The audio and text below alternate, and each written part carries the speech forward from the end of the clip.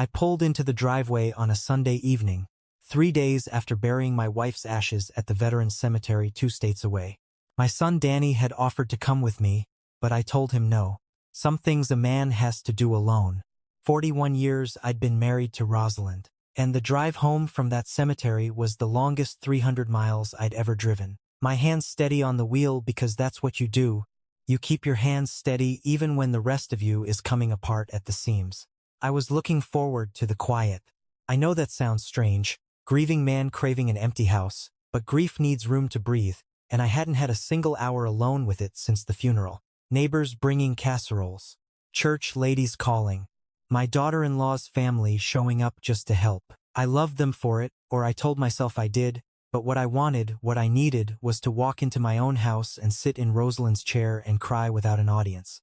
So when I turned onto Maple Crest Drive and saw 2 cars I didn't recognize parked at angles across my lawn, tire tracks cut into the grass, Rosalind had babied for 30 years, my first thought wasn't anger. It was confusion. Then I saw the front door standing open, and something in my chest went cold and still, the way water goes still right before it freezes. I sat in the car for a moment with my hand on the gear shift, telling myself it was nothing. Maybe Danny had come by to check on the place, brought his wife Michelle and the kids. Maybe there'd been a break-in and someone was helping. My mind reached for every explanation except the one that turned out to be true. I got out slow. My knees aren't what they used to be, and grief has a way of making an old man feel older. I walked up the path I'd laid myself, brick by brick, the summer Danny turned 12, and the first thing that hit me was the smell. Cigarette smoke, thick and stale, rolling out through my own front door like it owned the place. A man I'd never seen in my life was standing in my foyer holding one end of a mattress, my grandson's old bunk mattress from the guest room, dragging it toward the stairs. He looked at me the way you'd look at a stranger who'd wandered onto your property, not the other way around. Didn't say a word, just kept dragging. "Excuse me," I said. "This is my house." He shrugged like I'd told him the sky was blue and kept walking. I stepped past him into the living room, and my whole world tilted sideways. Rosalind's reading lamp had been shoved into a corner, knocked crooked, its shade dented. Boxes I didn't recognize were stacked where her rocking chair used to sit. Someone had moved the rocking chair.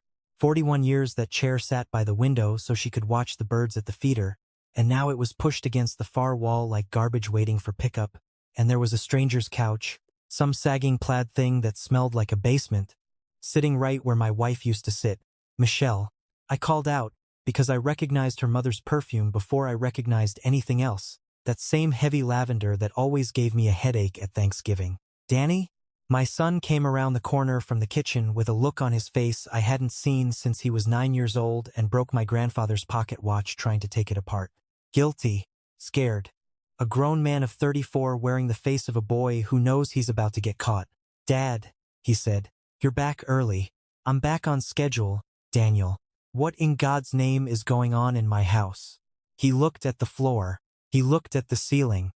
And he looked everywhere except at me, and that told me more than any answer he could have given. "It's temporary," he finally said. Michelle's parents lost their apartment. The lease fell through, some paperwork mess, and they needed somewhere for a few weeks, and you were going to be gone, and I figured it'd be fine. We'd have it all sorted before you got back. Sorted. I said the word like it tasted bad because it did. "You moved Carol and Jean into my house while I was burying your mother." He flinched at that. Good. He should have. I didn't think it would be a big deal. "So," he said, and even as the words left his mouth, I could see he didn't believe them either. I walked past him into the kitchen, and there was Carol, my daughter-in-law's mother, standing at my stove in her housecoat, stirring something in a pot that wasn't hers, using a wooden spoon that had been Rosalind's mother's, an heirloom, older than me, and Carol was banging it against the pot rim like it was a dollar store spoon from the grocery store. "Oh, hello, Robert," she said, like I was the one who'd walked into the wrong kitchen. "We didn't expect you till tomorrow." "This is my kitchen, Carol." "Well, of course it is." She smiled, and there was nothing warm in it.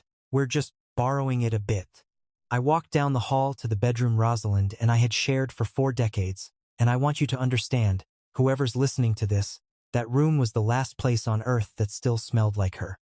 Her perfume on the pillow, her sweater still draped over the chair where she'd left it the morning she went into the hospital and never came back out. I hadn't touched a thing in that room since the funeral. I couldn't. The door was closed, and I opened it, and Jean, my daughter-in-law's father, was lying on my bed, on Rosalind's side. Her sweater was gone from the chair. Her perfume bottle wasn't on the dresser anymore. His suitcase sat open on the floor, his clothes spilling out of it, and there, on top of the pile, folded and crushed under a pair of his work boots, was Rosalind's sweater, the pale blue cardigan she wore every single evening of her life for the last 10 years, used like a rag to keep his boots from scuffing the floor. Something happened to me in that doorway that I still don't have good words for. It wasn't rage, not yet. It was closer to drowning. Like the floor had opened up and I was falling through the whole house, through the foundation, through the earth itself. Get up, I said, and my voice came out strange, quiet, not like me at all. Jean opened his eyes. Oh, Robert, didn't hear you come in. He didn't move. Long drive? I picked up my wife's sweater off the floor and held it against my chest, and I don't care how that sounds. I don't care if a man my age crying in his own bedroom doorway is something you're not supposed to admit on a video, but I stood there holding that sweater and I could not speak for almost a full minute. Michelle appeared behind me in the hallway. 31 years old, my son's wife of 6 years, mother of my 2 grandchildren, and she had the nerve, the absolute nerve, to look irritated with me. Robert, you scared my dad half to death, storming in here like that. Storming in. Michelle, I walked into my own house and found strangers sleeping in my dead wife's bed. They're not strangers, they're my parents. She crossed her arms. And it's not like you're using this room right now anyway. You've been gone 3 days.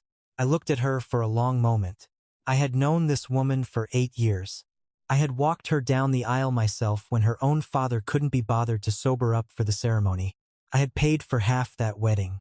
And she was standing in my hallway telling me my grief had an expiration date, and once it passed, the room was fair game.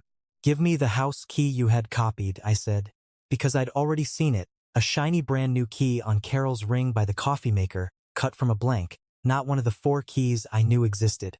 We only made the one, Michelle said, for emergencies. There's no such thing as an emergency that requires a key to my house that I didn't authorize. Hand it over. She looked at Danny. Danny looked at his shoes. And Michelle, God help her, laughed. Not a big laugh, just a short, disbelieving huff through her nose, like I'd said something absurd. Robert, be reasonable. My parents have nowhere else to go. Are you really going to throw 2 people in their 60s out on the street? I'm going to ask you again for the key.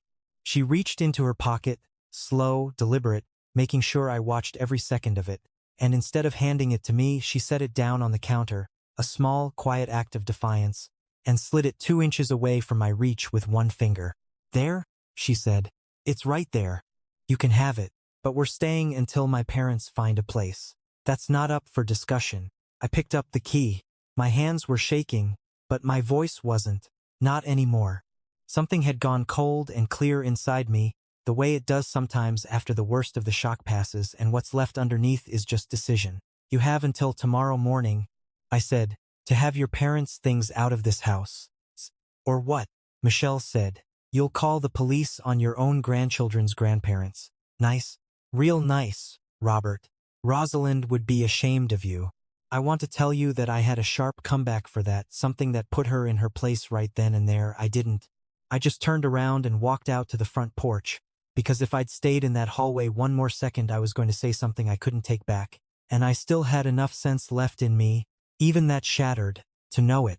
I sat down on the porch steps I'd built with Danny back when he was in high school, back when he still looked up to me, and I put my face in my hands. I don't know how long I sat there.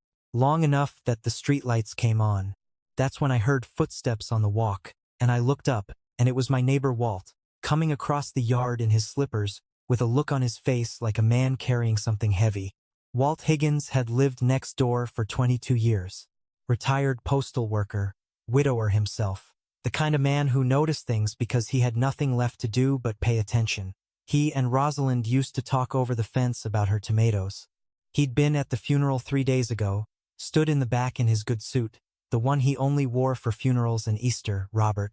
He sat down next to me on the step without being asked, the way old friends do. I saw the cars. I wasn't going to say anything, figured it wasn't my business, but then I saw you sitting out here looking like the whole world fell out from under you, and I thought, no, he needs to know. Know what, Walt? He was quiet a second, working up to it. Day after the funeral, Michelle came over to my place. P.S. Asked to borrow my ladder, said she wanted to check your gutters before winter, being neighborly, she said, since you'd be all torn up and wouldn't think of it yourself. That's not unusual. Gutters need checking. That's what I thought too, until I saw her up there with a camera, not a phone, a real camera, taking pictures of the whole outside of the house, front, back, side yard. And then 2 days later there's a fella in a car I didn't recognize, sitting out front for near an hour, looking the place over. Michelle came out and talked to him a good while, shook his hand when he left. My stomach turned over slow, like something rolling in deep water. What are you saying, Walt? I'm saying I don't think this is about her parents needing a place to crash for a few weeks, Robert. I think somebody's been showing your house to somebody, and I think you ought to find out who, before you let another day go by. I sat with that for a long moment, feeling the pieces of the last 2 hours rearrange themselves into something far uglier than a family imposing during a hard time. This wasn't grief opportunism. This was planning. This had started before I'd even left for the cemetery. Thank you, Walt, I said, and I meant it more than those 3 words could carry. You didn't have to tell me that. Rosalind was good to me and Linda for 22 years, he said, standing up slow, his knees popping the way mine had earlier. Least I can do is make sure nobody takes advantage of you now that she's gone. I didn't sleep in my house that night, and I checked into the Comfort Inn off the highway, lay on top of the bedspread in my clothes, and stared at the water stain on the ceiling until 3 in the morning, running through everything Walt had told me. A camera, a stranger sitting outside for an hour, a handshake. In the morning I called my nephew Curtis, who'd gone to law school 2 towns over and did real estate work, mostly closings and title disputes. Nothing exciting, but he knew the law better than any man I trusted for free advice. Uncle Robert. He picked up on the second ring. I heard about Aunt Rosalind. I'm so sorry. I should have called. Curtis, I need you to listen to something, and I need you to tell me if I'm losing my mind or if what I think happened actually happened. I told him everything. The mattress, the stranger dragging it up my own stairs, Rosalind's sweater under a pair of work boots, the key cut without my permission, Michelle's laugh, and then Walt, the camera, the man in the car. Curtis was quiet a long time after I finished. Okay, he said slowly. First, I'm sorry. That's a horrible thing to come home to, especially now. Second, if what your neighbor saw is what it sounds like, that's not just bad taste, that could be attempted fraud, depending on what she's telling people. You can't sell or lease a property you don't own, and you definitely can't do it while claiming to represent someone else without their consent. That's not a family squabble anymore if it's true. That's a crime. So what do? You need proof before you do anything, Curtis said. Not proof for yourself, proof that'll hold up. If Michelle's telling people she has authority over this house, we need her saying that on record, to someone who isn't you, isn't me, isn't anyone she'd suspect. You mean like your neighbor said, some fella looking at the house. Exactly like that. If she's already done it once, she'll do it again. We just need someone to draw her out. I thought about that for a long moment, sitting in that motel room with the ceiling stain and the smell of stale coffee. I know someone, I said, a fella from the VFW, Harold's boy, works in insurance, looks respectable, drives a nice enough car. I bet he'd do me a favor. Get him to pose as a buyer or a renter, whichever she's running, Curtis said. Have him record everything, audio at minimum, video, if he can manage it without being obvious. If she says one word, claiming ownership or authority she doesn't have, we take that straight to the police and to a civil attorney both. This isn't a slow burn, Uncle Robert. If she's already showing the house to strangers, we need to move fast, today if we can. That part mattered to me. I'd watched enough of these situations play out with other men my age at church, men who let things drag on for months because they didn't want to make a scene, didn't want to look like the villain for defending their own front door. I wasn't going to be one of those men, not with Rosalind's sweater still smelling like his boots. I called Harold's boy, Peter, that same afternoon, but He was 40-some years old, sold insurance for a living, had the kind of calm, agreeable face that made people trust him without knowing why. I told him everything, laid it out plain, and asked if he'd be willing to walk up to my own front door and pretend to be interested in renting the place. See what Michelle told him. "Robert, that's your house," Peter said. "That's not right what she's doing." Yeah, I'll do it. Tell me when." We set it up for the next morning. And I gave Peter a small recorder, the kind you clip inside a shirt pocket, and I sat 2 streets over in Curtis's car with the windows cracked, my heart going like a jackhammer, watching the clock on the dashboard tick past 20 minutes, then 30, then 40. When Peter finally came walking back down the sidewalk toward the car, he had the recorder in his hand and a look on his face like he'd seen something he didn't enjoy seeing. "She showed me the whole house," he said, sliding into the passenger seat. "Told me it'd be $400 a month, cash preferred. Said her father-in-law passed away recently, that the family's dealing with the estate and just wants to keep the place occupied and generating some income while things get sorted." My chest went tight. "She said I was dead?" "She said your father-in-law," Peter corrected gently. "I think she meant you. And Robert," she showed me a folder. "Papers. Said she had power of attorney to handle the property while the family sorts through probate. She doesn't have power of attorney over anything. I'm alive and I own that house outright, has been paid off for 6 years." "I figured as much," Peter said. "It's all right here." He held up the little recorder. Every word. Every word. We drove straight to the police station, Curtis meeting us there 15 minutes later with copies of the deed I'd had him pull that morning, my property tax records, and a printed photo Walt had managed to find on his phone from that buy-and-sell website, the very listing Michelle had put up 2 days after the funeral, my house, my address, a photo of my own living room with a caption that read, "Available now, motivated to rent." The desk sergeant listened to about 30 seconds of the recording before he called over a detective. The detective listened to the whole thing twice, made notes, then looked at me with an expression somewhere between sympathy and disbelief. "Sir, this happened 3 days after your wife's funeral?" "Yes." He shook his head slow. "I've seen a lot in this job. That's a new low." He looked at his notes. "We can go over there this afternoon. Impersonation, attempted fraudulent lease of property she doesn't own or have authority over, and depending on what else we find, possibly more. You want to be present?" "I want to be there." 18 point. "I want to be there," I said. "I need to see it end."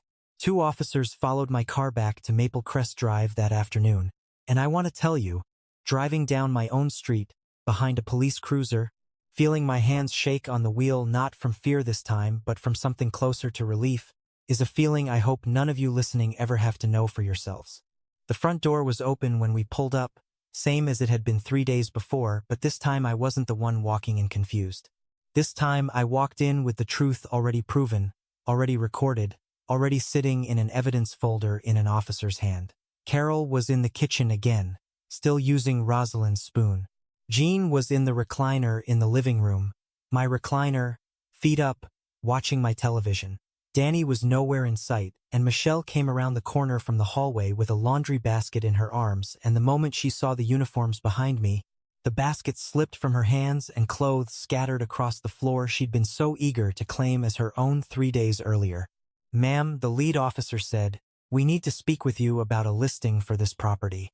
"I don't know what you're talking about," Michelle said, but her voice cracked right down the middle of that sentence, and everyone in the room heard it crack. "We have a recording of you representing yourself as having power of attorney over this residence and offering it for lease," the officer said. "We also have the online listing with your contact information attached. Do you have documentation showing you have any legal authority over this property?" "It's a misunderstanding," Michelle said, backing up a step. I was helping out. I didn't mean anything by it. Robert, tell them it's fine. Tell them we're family. You put my dead wife's sweater under your father's work boots," I said, and I hadn't planned to say it, but it came out of me low and even, the way the truest things do. "And you told me Rosalind would be ashamed of me. You've had me sleeping in a motel while your parents used our bed. You are not my family, Michelle. You never were. You were just someone my son loved, poorly enough to let this happen." Danny came down the stairs then, drawn by the noise, and stopped dead on the bottom step when he saw the officers. Dad? What's going on? Ask your wife, I said. She's the one with the folder full of paperwork she doesn't have the right to hold. The officer asked Michelle to step outside to answer some questions, and she went, still protesting, still trying to spin some story about family and misunderstanding and helping out, but her voice had lost whatever confidence it carried 3 days earlier. Carol had gone white in the kitchen doorway, the wooden spoon still in her hand, dripping onto the floor she'd been cooking on like she owned it. You knew about this, I said to her. It wasn't a question. Carol didn't answer. She didn't have to. Her silence answered plenty. They didn't arrest Michelle that day, not in handcuffs in front of the neighbors, though there were charges filed within the week, fraud and unlawful listing of property, a court date set for the following month. But something in that house changed the moment those officers walked through my front door with proof in hand instead of just an old man's word against a young woman's laugh. The power in that house, whatever twisted version of power Michelle had built for herself over 3 days, collapsed all at once, like a tent with the center pole kicked out. Carol and Jean were gone by nightfall, packed into their car with what belongings fit, driving off to whatever apartment or motel or relative's couch waited for them. I never learned where, and I never asked. Danny stayed behind after everyone else left, standing in my living room, in the wreckage of boxes and someone else's plaid couch, looking smaller than I'd seen him look since he was a boy. Dad, I didn't know it had gone that far. The listing, the man coming to look at the house. I swear to you, I didn't know. You knew enough, I said. But you knew they moved in 3 days after we buried your mother, and you didn't say a word to stop it. You knew Michelle took Rosalind's sweater off that chair, and you didn't put it back. He didn't have an answer for that, because there wasn't one that would have mattered. I need you to take your wife's things and go, I said. Not tonight. I'm not going to put you out in the dark like an animal, but by Friday, this house needs to be just mine again. Dad, please, we can fix this. Michelle didn't mean Danny. I said his name the way I used to when he was small and about to do something I couldn't allow. Your mother is 3 days in the ground. I came home to bury her memory in peace, and instead I found a stranger's boots resting on her sweater. I don't have room in me right now to fix your marriage. I barely have room to keep standing. He left that night after all, taking a bag of clothes, saying he'd stay at a friend's place while he figured things out.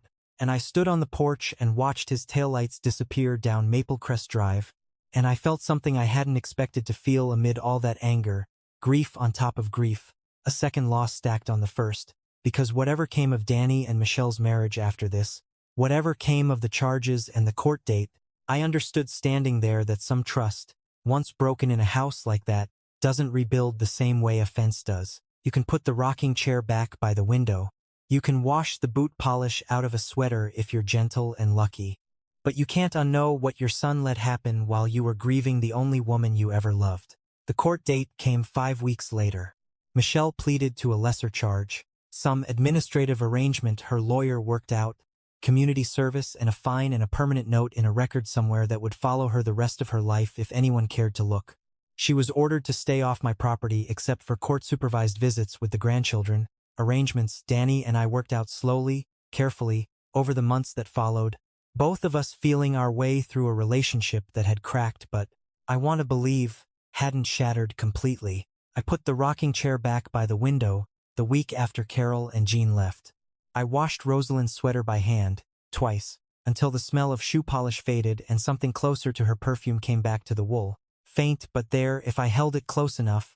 I sit in that chair most evenings now, the way she used to, watching the birds at the feeder. She filled every single morning for 30 years, and some nights I talk to her out loud, tell her about the grandchildren, tell her Walt's tomatoes came in good this year, tell her I'm sorry it took me 3 days home from her funeral to understand what people are capable of when grief leaves a door open. I don't know what kind of man makes a house a target the same week his mother-in-law dies, and I've stopped trying to understand it, because some questions don't have answers worth the energy of asking them. What I know is this: the house is quiet again. The chair is where it belongs. And somewhere in a drawer I still can't bring myself to open all the way, there's a photograph of Rosalind from our wedding day 41 years ago, and every night before I go to sleep, I tell her the same thing. I kept it safe. I kept our home safe. I'm sorry it took losing you to teach me how hard I'd have to fight to do it.